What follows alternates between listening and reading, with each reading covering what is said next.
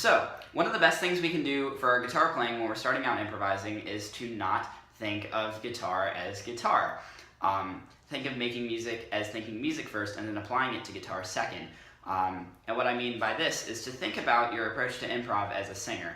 And this was actually advice that was given to me by, I don't remember his name exactly, but Christopher Newport University's band director in high school. We were we were playing an arrangement of Holst's Jupiter from the Planets for wind ensemble, and what he told us when the band was cutting notes too short was to approach this like a singer, and this is sort of a similar method to what I teach for improv, now at least, because he said when you think about how a singer sings, he milks every last note. The emphasis when you're writing vocal parts isn't necessarily on the notiness of everything, but on the musicality and dragging out everything as long as possible. So a great way to get improvisational ideas is to sing or whistle. Because we've all, any of us who can whistle at least, otherwise at least we've hummed it,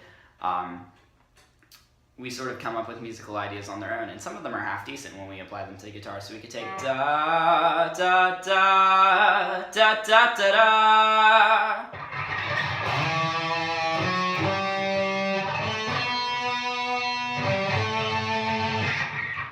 We take a basic idea like that, at least we have something to start with.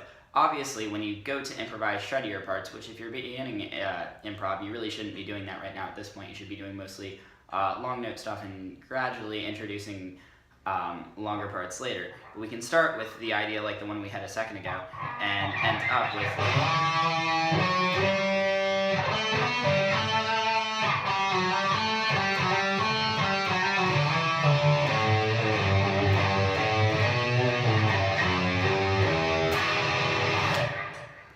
and sort of mix our knowledge of the scale with the part that we wrote in our head, or we continue to expand the part by voice. Da da da da da da da da da da da da da da da da da da da.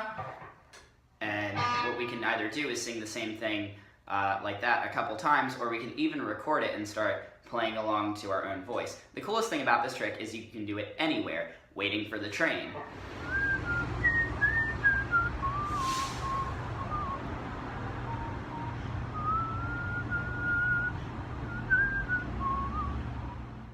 On the train.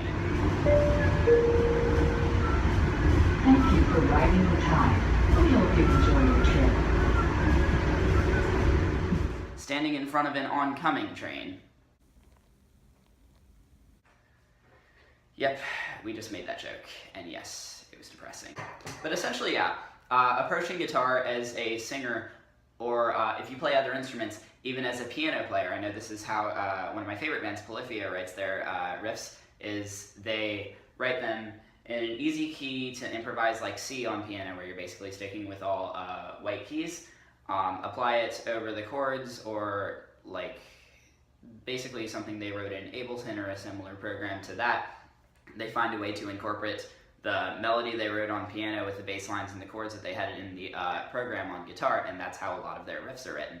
So this sort of concept, playing guitar with the idea of music as a whole and the idea of other instruments and even the idea of singing in mind, is a good way to get your start improvising, even if you don't necessarily know a lot of music theory, because pretty much everyone has the basic ability to come up with at least a decent melody in their head, and this is another ability that improves the more you practice it.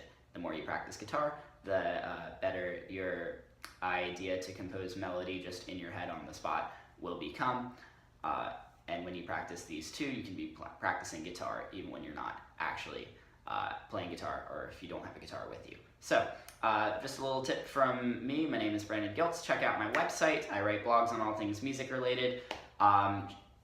Subscribe to the channel, like, comment, all that good stuff. Y'all have a great one.